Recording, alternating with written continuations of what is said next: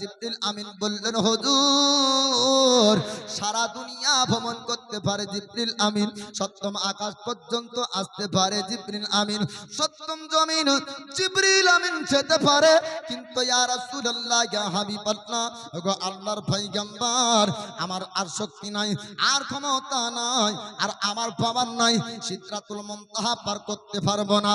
কেননা সিদরাতুল মুনতাহা যদি জিবরিল পার করে আল্লাহর নূরের তাজাল্লি, আল্লাহর নূরের ছড়াতে, আল্লাহর নূরে আমার নূরের ডানা গোলা থাকবে না। আল্লাহর নবী বললেন জিবরিল বহুদিন পূর্বের কথা তোমাকে মনে করতে হবে। বলে বহুদিন পূর্বের কোন কথা? বলে আমার আদি পিতা ইব্রাহিম খলিলুল্লাহকে তুমি বলেছিলে আমি যেটা দেখতে পাই কেউ দেখতে পায় না, আমি যেখানে যেতে পারি কেউ যেতে পারে না, এমন কথা কি তুমি বলেছিলে? জিবরিল আমিন বলছেন হুজুর বহুদিন পূর্বের কথা আমি ইব্রাহিম খলিলুল্লাহকে বলেছিলাম আমি যেই জায়গায় যেতে পারি অন্য কেউ সেই জায়গায় যেতে পারে না। আমার নবী বললেন ওগো জিবরিল তুমি শোনো, আজ তোমাকে আমি জানিয়ে দিই সিদরাতুল মুনতাহা পার করতে আমি পারি, সিদরাতুল মুনতাহা পার করতে তুমি পারো না।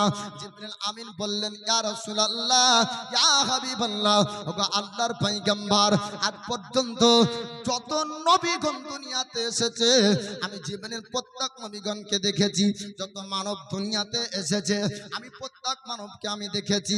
ইয়া রাসূলুল্লাহ ইয়া হাবিবাল্লাহ পূর্বে কেউ এই জায়গা পার করতে পারেনি, আল্লাহকে চামড়ার চোখ দ্বারা দেখতে পাইনি, হুজুর গো আগামীতেও কেউ পাবে না, আপনার জন্য এটি হলো খাস। ইয়া রাসূলুল্লাহ ইয়া হাবিবাল্লাহ ওগো নবী আমি আমাকে সামনের দিকে বাড়তে বলবেন না, আমি সামনে যেতে পারবো না।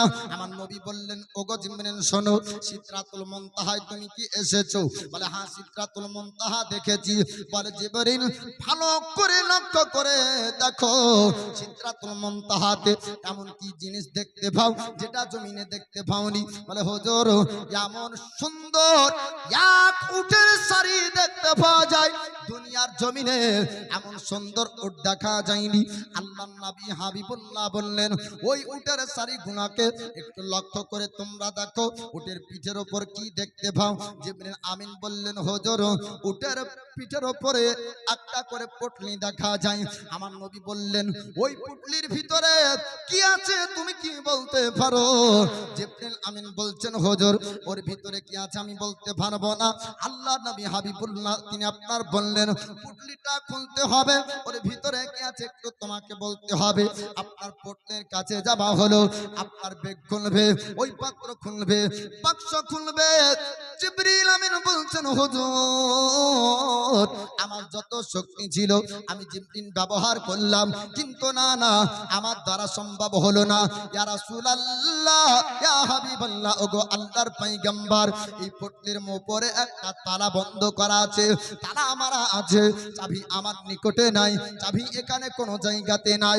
হুজুর শত চেষ্টা করলাম কিন্তু তালা ভাঙা গেল না, তালাও খোলা গেল না। সিদরাতুল মুনতাহায় উটের সারি, ঘাস খাবার প্রয়োজন নাই, আল্লাহ কুদরতি ক্ষমতায় রেখেছে। জোরে বলুন সুবহানাল্লাহ।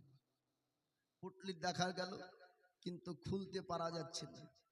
নবী বলছেন খুলো, জিবরিল আমিন বলছেন হুজুর চেষ্টা করলাম কিন্তু সম্ভব হচ্ছে না, কারণ এই তালা মেরেছে আল্লাহ, খুলতে পারবে একজন খাস, তিনি হলেন মুহাম্মদুর রাসূলুল্লাহ সাল্লাল্লাহু আলাইহি ওয়াসাল্লাম। বাকি কারো দ্বারা শক্তি নেই। জিবরিলকে যদি বলা হয় জিবরিল আমিনকে দুনিয়ার বড় বড় পাহাড় ভাঙো, তো তার পাখাতে পাহাড় ভেঙে দিতে পারে, কিন্তু তালা ভাঙা সম্ভব নাই। আল্লাহ নবী হাবিবুল্লাহ তিনি আপনার বললেন ওগো জিবরিল আমিন শোনো শোনো আমার কাছে পুটলিটা নিয়ে আসো। নবীর কাছে আপনার আনা হলো, আমার নবী আপনার পুটলি খুললেন, খোলার পরে বললেন জিবরিল আমিন এবার কি দেখতে পাও তুমি বলো? জিবরিল আমিন বলছেন ইয়া রাসূলুল্লাহ ইয়া হাবিবাল্লাহ আপনি যখন পুটলিটা খুললেন ওর মধ্যে একটা আন্ডা পরিমাণ আর একটা পাত্র ছোট্ট বাক্স ভরা। পুরোটা খুললেন তো ভিতর আর একটা ছোট ভরা, তো এটা এবার খুলে দেখো তার ভিতরে কি দেখতে পাও। জিবরিল আমিন বলছেন হুজুর আমার দ্বারা সম্ভব নয়, আমি শত চেষ্টা করলাম তবুও খুলতে পারি না। আবার দয়ার পয়গম্বর তিনি আপনার তালা খুললেন, তালা খোলার পরে বললেন ওগো জিবরিল আমিন এবার তুমি কি দেখতে পাও। জিবরিল আমিন বলছেন ইয়া রাসূলুল্লাহ ইয়া হাবিবাল্লাহ, এর মধ্যে একটা সরিষার দানা পরিমাণ পাত্র দেখা যায়। বলে হুজুর এই সরিষা পরিমাণ পাত্রের মধ্যেও একটা তালা মারা আছে। হুজুর এই তালা যদি না খোলা হয় এর ভিতরে রহস্য জানা যাবে না। আল্লাহর নবী হাবিবুল্লাহ তিনি আপনার বললেন তালাটা একটু চেষ্টা করে দেখো। বলে হুজুর হাজার চেষ্টা করলেও জিবরিল তালা খুলতে পারবে না, একমাত্র তালা খুলবে আল্লাহর হাবিব। ইয়া রাসূলুল্লাহ আপনি তালাটা খুলে দিন, আমি ভিতরে রহস্য দেখতে চাই। এমন কি জিনিস ভিতরে ভরা আছে যার উপরে তিনটি তালা মারা। আমার দয়ার নবী আপনার তালা খুললেন। জিবরিল আমিন বললেন হুজুর আর সরিষার দানার পরিমাণ পাত্রের মধ্যে এক নয় দুই নয় হুজুর, আপনার এক নয় দুই নয় ৭৭,০০০ আল্লাহর মালায়েকা, ৭৭,০০০ আল্লাহর নূরে ফেরেশতা তারা এই তালাবন্ধ ঘরে আপনার রয়েছে। আল্লাহ পাক তাদেরকে তালাবন্ধ করে রেখেছে। আমার দয়ার নবী বললেন ওগো জিবরিল ওই মালায়েকা ওই ফেরেশতাগুলা কি করে তুমি একটু দেখো। আল্লাহর মালায়েকা জিবরিল আমিন বলছেন হুজুর এই মালায়েকা এ ফেরেশতা আপনার নামে দরুদ পড়ে। মুহাব্বতে বলবেন না সুবহানাল্লাহ? একটু হাত উঠে বলেন ইয়া রাসূলুল্লাহ। বলছি যে ২৫০ টাকা করে চাইলে দিতে পারবো কিন্তু চাঁদো থেকে হাত বের করতে পারবো না। সুবহানাল্লাহ। ঠান্ডার সময় এই জ্বালা বলছে সওয়াব যতই হোক মৌলবীরা ফতোয়া যতই মারুক হাত বের করা যাবে না। হ্যাঁ তো যাই হোক আমি বলছিলাম দয়ার নবী মায়ার নবী তিনি বলছেন তালা বন্ধু ঘরে কি আছে। বলে বাক্স, বাক্সের ভিতরে কি আছে। বলে ছোট্ট একটা বাক্স, তার ভিতরে কি আছে। আর একটা ছোট বাক্স, বলে তার ভিতরে কি আছে। বলে ৭৭,০০০ আল্লাহর ফেরেশতা যারা সব সময় আপনার নামে দরুদ পড়ে। আর এই দরুদ পড়া ফেরেশতাদেরকে আমার আল্লাহ তালা বন্ধ করে রেখেছে। ২৪ ঘন্টা যদি ডিউটি করার জন্য কোনো মানুষকে রাখা হয় ১ লাখ টাকা বেতন দিতে পারবে? এ বাবজি পারবে? পারবে না। কারণ মানুষকে পায়খানা যেতে হবে, বাথরুমে যেতে হবে, পেশাব ফিরতে হবে, ওযু বানাতে হবে, নামাজ পড়তে হবে, প্রয়োজনে আপনার খাবার খেতে হবে, ভোক লাগবে, আপনার পিপাসা লাগবে, মানুষের নানান কাজ আছে, ঘুমাতে হবে, নচেত আপনার শরীর খারাপ হবে। কিন্তু আল্লাহর মালায়েকা কোনোদিন ঘুমান না। আল্লাহর মালায়েকা খাবার আপনার তাদের খাবারের প্রয়োজন হয় না, না তারা মহিলা, না তারা পুরুষ, না তাদের পেশাব হয় না, তাদের আপনার পায়খানা হয়। আল্লাহর ফেরেশতা হলো রহমতের নূরের ফেরেশতা। জোরে বলুন সুবহানাল্লাহ। এই ৭৭,০০০ মালায়েকা দরুদ পড়ছেন ২৪ ঘন্টা আমার নবীর নামে। আপনি বলেন তো ১ মিনিট কি বাদ থাকবে নবীর নামে দরুদ পড়াতে? বাদ থাকবে? থাকবে না। তো দুনিয়ার কোন ব্যক্তি যদি কোন ওয়াহাবি যদি নবীর নামে দরুদ না পড়ে তো বোঝা গেল মহান আল্লাহ আল্লাহর ফেরেশতাদেরকে দিয়ে দরুদ পড়িয়ে নাই। জোরে বলুন সুবহানাল্লাহ। আমার আল্লাহ পাক আল্লাহ তাআলা আপনার মালায়েকাদেরকে দিয়ে দুরূদ আপনার পড়ান। আল্লাহ পাক বলেছেন ইন্নাল্লাহা ওয়া মালায়েকাতুহু ইউসাল্লুনা আলান নবী ইয়া আইয়ুহাল্লাযীনা আমানু সাল্লু আলাইহি ওয়া সাল্লিমু তাসলিমা। আল্লাহ পাক আল্লাহ তাআলা তিনি আপনার বলেছেন নিশ্চয় অবশ্যই আমিও আমার ফেরেশতা দরুদ পড়ি নবীর উপরে। হে ঈমানদার বিশ্বাসীগণ তোমরাও নবীর উপরে দরুদ ও সালাম পাঠ করো। আল্লাহর মালায়েকা নবীর উপর দরুদ পড়ে, আমার আল্লাহ আমাদের নবীর উপর আপনার দরুদ পড়ে। সিদরাতুল মুনতাহাতে ৭৭,০০০ ফেরেশতা আমার নবীর নামে আপনার সব সময় দরুদ পড়তেছেন। এবার সিদরাতুল মুনতাহা থেকে আমার নবী আপনার যাবেন আল্লাহর নিকটে, আল্লাহকে দেখবেন সামনে থেকে স্পষ্ট আকারে দেখবে। জিবরিল আমিনকে বললেন নবী ওগো জিবরিল তুমি বলো বলো এবার কিসে করে যাব। বলে ইয়া রাসূলুল্লাহ ইয়া হাবিবাল্লাহ, এবার আপনাকে রপ্রপে যেতে হবে। জিবরিল আপনার সঙ্গে থাকবে না, আপনার সঙ্গে আর বোরাক থাকবে না, অন্য কোন ফেরেশতা, অন্য কোন মালায়েকা থাকবে না। এমন কথা জিবরিল আমিন বললেন। রপ্রপে আমার নবী আপনার চললেন। আল্লাহর কাছাকাছি জায়গাতে যাবার পরে দুই হাতের দূরত্ব জায়গা থেকে বন্ধুর সঙ্গে আপনার বন্ধুর কথাবার্তা হয়। একই রাত্রিতে আপনার গেলেন, একই রাত্রিতে আপনার ফিরলেন। রাতের পরিবর্তন হলো না, সময়ের আপনার পরিবর্তন হলো না। একই রাত্রিতে গেলেন, ওই রাত্রিতে আপনার ঘুরলেন। আর মহান আল্লাহ পাক দুনিয়ার সময়কে ওই জায়গাতে রেখে বন্ধুর সঙ্গে বন্ধুর আপনার 27 বছরের কথা কেটে গেল। জোরে বলুন সুবহানাল্লাহ। 27 বছরের সময় কেটে গেল। বলে কিভাবে? বলে তোমার বিবেক ওই জায়গায় পৌঁছাবে না। বলে কারণ মহান আল্লাহ পাক পারেন যে দুনিয়ার সময়কে একই জায়গাতে রেখে দিয়ে আল্লাহ পাক খাস কারো জন্য 100 বছর কাটিয়ে দিতে। এবার যে আমার পারে না, পারে না। আর দুনিয়ার সময়কে 100 বছর পার করে দিয়ে কারো জন্য খাস 100 বছর ওই জায়গাতে রেখে দিতে পারে না। উজাইর আলাইহিস সালাম নাম শুনেছেন? উজাইর নবী, উজাইর পয়গম্বর আলাইহিস সালামকে মহান আল্লাহ পাক 100 বছর ঘুমিয়ে রেখেছিলেন। উজাইর নবী উঠছেন তো অমনি জওয়ান হয়ে আছেন। জোরে বলুন সুবহানাল্লাহ। বেটা বুড়া হয়েছে কিন্তু বাপ জওয়ান আছে। আশ্চর্য হবে না? বেটার বয়স 100 পার কিন্তু বাপের বয়স 40, বুড়া আপনার হয়নি। আল্লাহ পাক উজাইর নবী আলাইহিস সালামকে ঘুমিয়ে রাখলেন। 100 বছর কেটে গেল। উজাইর নবী ঘুম থেকে উঠলেন, দেখতে পান খাবার, যেই খাবার খাচ্ছিলেন ওই খাবার আপনার এমনই অবস্থায় আছে। ঘুম থেকে ওঠার পর আল্লাহ বলছেন, ওগো আমার নবী উজাইর, কতদিন কতক্ষণ ঘুমিয়েছিলে বলো? বলে 1 ওয়াক্ত অথবা 2 ওয়াক্ত, একদিন হবে হয়তো। তো আল্লাহ পাক বলছেন খাবারের দিকে লক্ষ্য করো।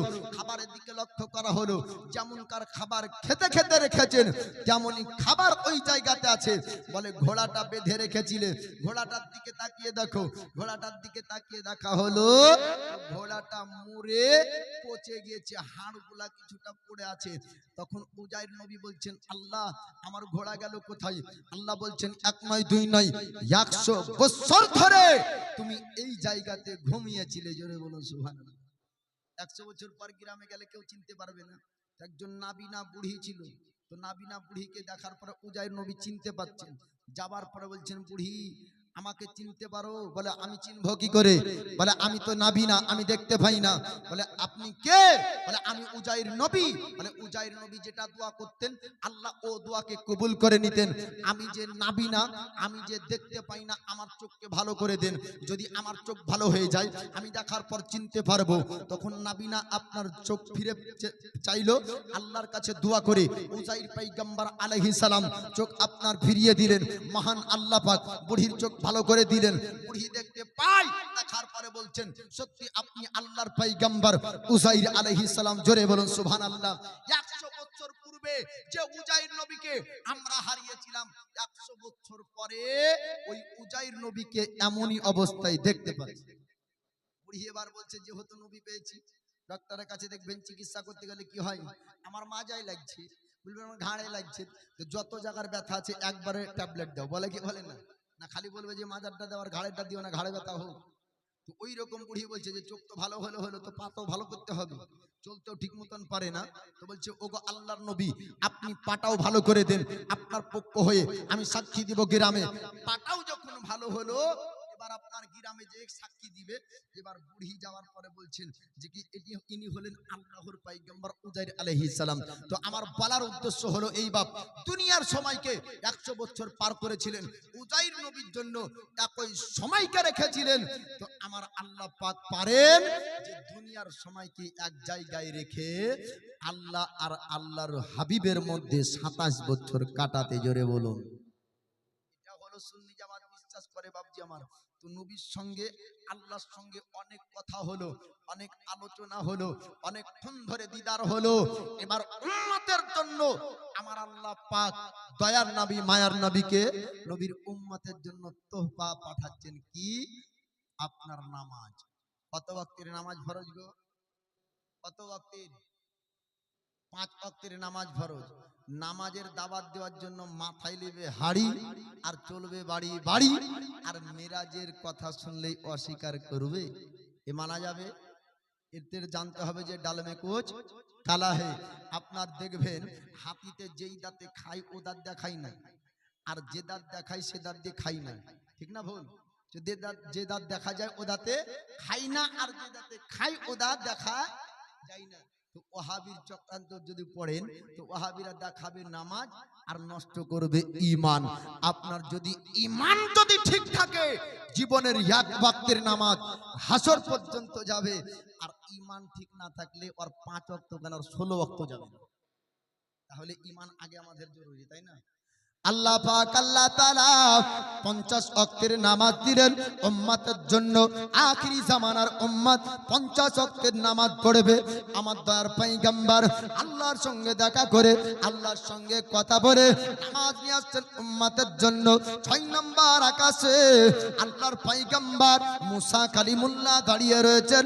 মুসা কালিমুল্লাহ বললেন, ওগো আখিরি জামানার পয়গম্বর, ওগো আল্লাহর হাবিব, আপনার উম্মতের জন্য আল্লাহ কি বা দিয়েছে, আপনাকে কি দিয়েছে একটু শুনিয়ে দেন। তখন আখিরি জামানার পয়গম্বর নূরে মুজাসসাম উম্মতের দরদি পয়গম্বর বললেন, ওগো মুসা কালিমুল্লাহ, ওগো আল্লাহর করিম, আমার উম্মতের জন্য আমার আল্লাহ 50 ওয়াক্তের নামাজ দিয়েছে। মুসা কালিমুল্লাহ বললেন, ওগো আখিরি জামানার পয়গম্বর আল্লাহর বন্ধু, আপনার উম্মত 50 ওয়াক্তের নামাজ পড়তে পারবে না, আপনি আল্লাহর কাছে যান, কিছু নামাজ হালকা করতে হবে। আল্লাহর কাছে আবার ডাক দিলেন আমার পয়গম্বর, বলে আল্লাহ আমার উম্মতের জন্য 50 ওয়াক্তের নামাজ ভারী হবে, কিছু আপনি হালকা করে দেন। আমার আল্লাহ পাক 5 ওয়াক্তের নামাজ হালকা করলেন। আমার নবী 45 ওয়াক্তের নামাজ নিয়ে দুনিয়াতে আসবেন। আমার মুসা কালিমুল্লাহ দাঁড়িয়ে যান। মুসা কালিমুল্লাহ আপনার বললেন, ওগো আখিরি জামানার পয়গম্বর, আপনার উম্মত হবে আখিরি জামানার উম্মত 45 ওয়াক্তের নামাজ পড়তে পারবে না, আল্লাহকে বলুন আবার নামাজ যেন হালকা করে দেয়। আবার 5 ওয়াক্তের নামাজ হালকা করলেন। 40 ওয়াক্ত নিয়ে পৃথিবীর জমিনে আসবেন উম্মতের জন্য, এই নামাজ উম্মতকে দিবে। 40 ওয়াক্ত আনা গেল না। মুসা কালিমুল্লাহ আবার বললেন, যান যান আরো কিছু হালকা করে আনেন। 45 ওয়াক্ত থেকে 40, 40 থেকে আপনার 35, 35 থেকে আপনার 30, এরকম করতে করতে 1 9 2 9 বাবা 9 বার 5 করে কমিয়ে আল্লাহ পাক 45 ওয়াক্তের নামাজ কমিয়ে দিলেন। 5 ওয়াক্তের নামাজ নিয়ে আমাদের নবী আসবেন দুনিয়ার জমিনে। 6 নম্বর আকাশে আবার মুসা কালিমুল্লাহ বললেন, ওগো আখিরি জামানার পয়গম্বর, ওগো আল্লাহর হাবিব, আপনার উম্মতের জন্য 5 ওয়াক্তের নামাজটাও ভারী হয়ে যাবে, আপনি কিছু হালকা করে আনেন। আমার নবী বললেন, না না, আমার উম্মত 5 ওয়াক্তের নামাজ পড়তে পারবে, আমি আর হালকা করব না। এই রকম ভাবে আপনার বলে বলে দুনিয়ার জমিনে আসছেন মুসা কালিমুল্লাহ। তিনি বলছেন, আখিরি জামানার পয়গম্বর, ওগো আল্লাহর বন্ধু, আপনি যতবার আল্লাহর কাছে যান তত আপনাকে দেখতে ভালো লাগে। জোরে বলবেন না? মুসা কালিমুল্লাহ আল্লাহকে দেখতে চেয়েছিলেন, কিন্তু চামড়ার চোখ দ্বারা দেখতে পাননি, কারণ মহান আল্লাহ দেখতে দেননি, তাই পারেননি। মুসা নবী যে ক্ষমতা নাই টমতা নাই এ বলার দরকার নেই। মুসা কালিমুল্লাহ আল্লাহর সঙ্গে কথা বলতেন, জোরে বলুন সুবহানাল্লাহ। এটি ওনার খাস, আল্লাহ পাক ওনাকে এই মুজিজা দিয়েছিলেন যে উনি কথা বলতে পারতেন। কোন নবীকে আল্লাহ এক খাস ক্ষমতা দিয়েছিলেন যে মুর্দাকে বললে জিন্দা হওয়া তো জিন্দা হয়ে যেত, জোরে বলুন সুবহানাল্লাহ। তো এক একজন নবীকে আল্লাহ পাক এক এক রকমের মুজিজা অলৌকিক ক্ষমতা দান করেছেন। আর আমাদের নবীকে আল্লাহ এত ভালোবাসেন যে প্রত্যেক নবীর গুণ মুজিজা অলৌকিক ক্ষমতাগুলি টোটাল আমার নবীর ভিতরে। জোরে বলুন। আল্লাহর সঙ্গে কথাও বলতে পারতেন, মুর্দাকে জিন্দাও করতে পারতেন। যত নবীর অলৌকিক ক্ষমতা রয়েছে সব আমাদের নবীর মধ্যে রয়েছে। তো নবীর মেরাজ হলো আপনার কমবেশ 50 থেকে 51 বছর বয়সে সবে মেরাজ আপনার হলো। নবুয়াতের 10 থেকে 11 বছর কেটে যাবার পরে 40 বছরের বয়সে নবুয়াতের প্রকাশ হলো। 50 থেকে 51 বছর বয়সে আপনার মেরাজ হলো। আপনার 53 বছর বয়সে মক্কা থেকে হিজরত করে মদিনাতে আপনার চললেন। তো নামাজ নিয়ে যখন আসলেন, মেরাজের কথা প্রকাশ করলেন। মেরাজের কথা যখন বললেন, তো আবু লাহাব, আবু জেহেল, উতবা, সাইবা, উমাইয়া বিন খালফ তারা চেষ্টা করলো এবার মনে হয় সাহাবীদেরকে মুহাম্মদের কাছ থেকে দূরে সরানো যাবে।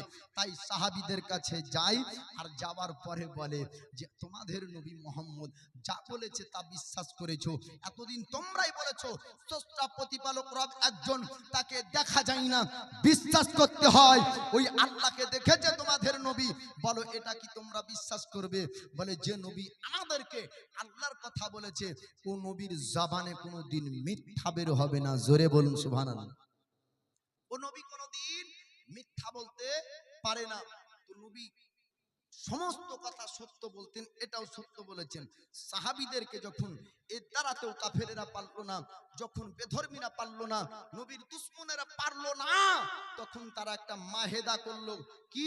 53 বছর বয়স যখন নবীর আপনার হয়ে যায়, আপনার 40 বছর বয়স থেকে আরম্ভ করে বিভিন্ন রকম ভাবে তারা চেষ্টা করে সাহাবীদেরকেও নবীর কাছ থেকে দূরে নিয়ে যেতে পারেনি। আর জুলুম অত্যাচারও কালেমার প্রচার বন্ধ করতে পারেনি। জোরে বলুন সুবহানাল্লাহ। জুলুম অত্যাচার করেও বন্ধ করতে পারেনি। সাহাবে আবু তালিবের খেজুরের বাগানে 3 বছর সাহাবাদেরকে নিয়ে কাটিয়েছেন, কিন্তু তারপরেও আপনার বেধর্মীদের কথার উপরে আপোষ নবী করেন। নবী হকের প্রচার করেছেন। আর এই যে লাইটটা লাগিয়েছে না, এটা কারণ কি বলেন তিনি? অন্ধকারকে দূর করবে আর রোশনি নিয়ে আসবে। কুল জাআল হাক্কা ওয়া জাহাকাল বাতিল ইন্নাল বাতিলা কানা জাহুকা। কুল হে নবী আপনি বলুন হক এসেছে, বাতিল মিটেছে। আর বাতিল মিটারই ছিল। জোরে বলুন সুবহানাল্লাহ। যখন তারা মাহেদা করলো কি, মুহাম্মদ যতক্ষণ থাকবে ইসলামের প্রচার ততক্ষণ থাকবে, মুহাম্মদ থাকবে না তো ইসলামের প্রচারও আর থাকবে না। তাই মুহাম্মদকে মারতে হবে।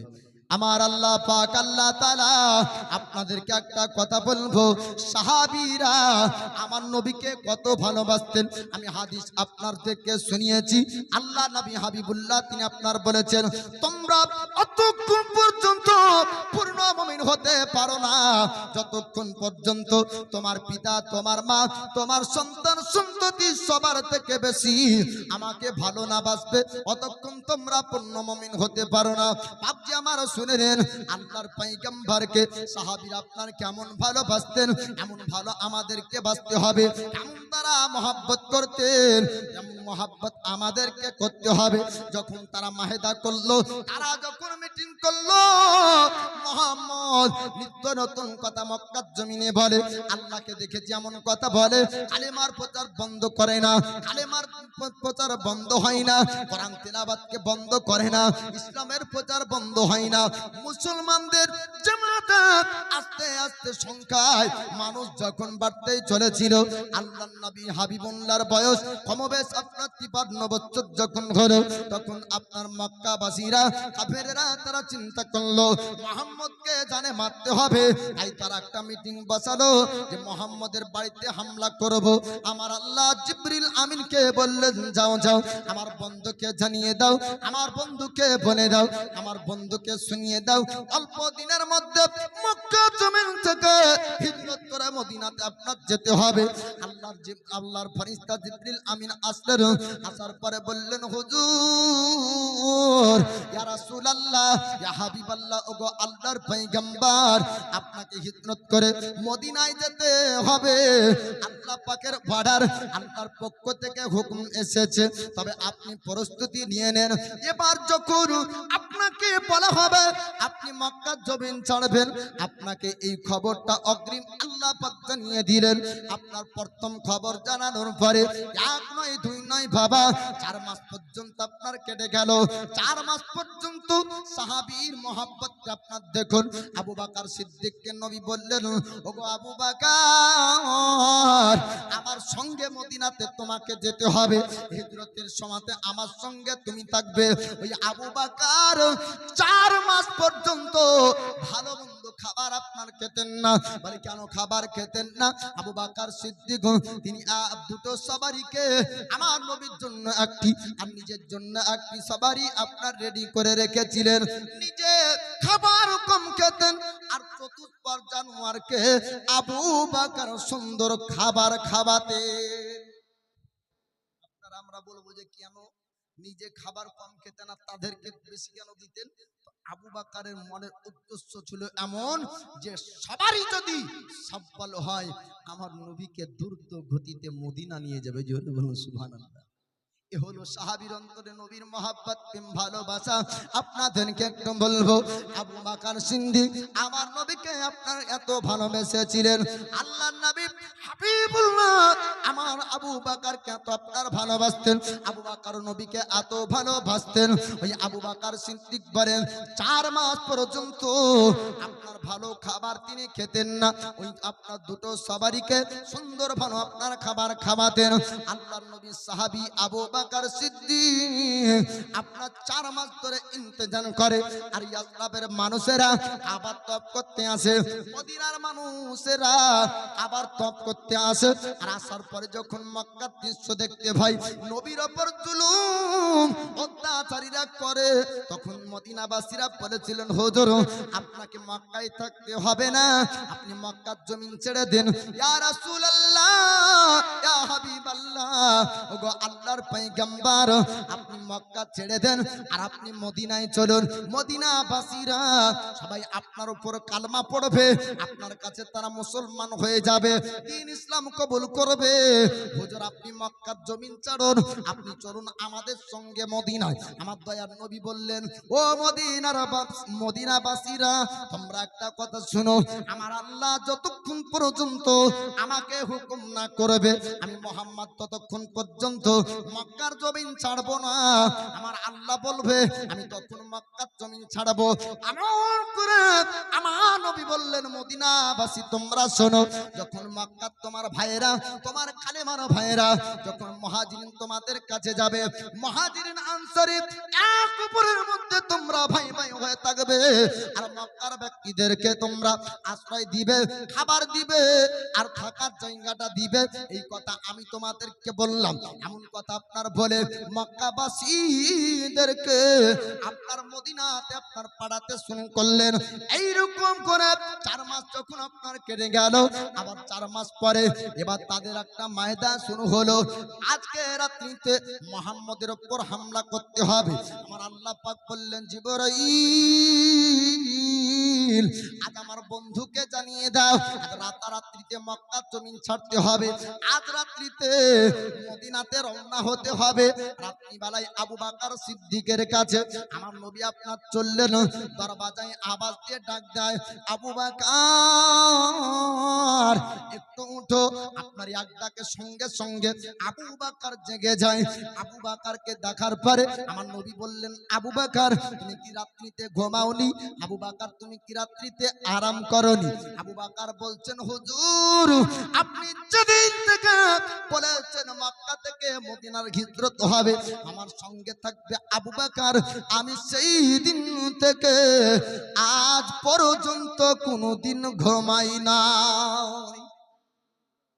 আপনি যেদিন থেকে বলেছেন কোনোদিন নবী গো ঘুমাইনি, রাত্রিতে আজকে চলতে হবে। আল্লাহর নবী বললেন আবু বকর এবার আমার সঙ্গে আসো, রাতারাত্রিতে মদিনাতে যেতে হবে। হযরতে আপনার আয়েশা সিদ্দিকা রাদিয়াল্লাহু তাআলা আনহার বড় বোন তিনি আপনার খাবার তৈরি করে আবু বকর ও নবীকে দিলেন। দ্রুত গতিতে আপনার চলছে উটনি, আপনার লাগাম ধরে নিলেন। আলী সেরে খোদা মুশকিল কোসা, আলী সেরে খোদা মুশকিল কোসার 2 চোখ দিয়ে পানি ঝরতে লাগলো। আর তিনি আপনার কেঁদে কেঁদে বললেন হুজুর আপনি আবু বাকারকে নিয়ে যাবেন। আব্দুর রহমান বিন আউফ গিয়েছে মদিনাতে, আপনি উসমান গানিকে পাঠিয়েছেন মদিনাতে।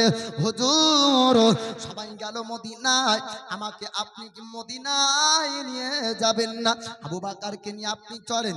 আমার নবী বললেন, আলী তুমি শোনো, আমি আজ পর্যন্ত আমানতের খেয়ানত কোনোদিন করিনি।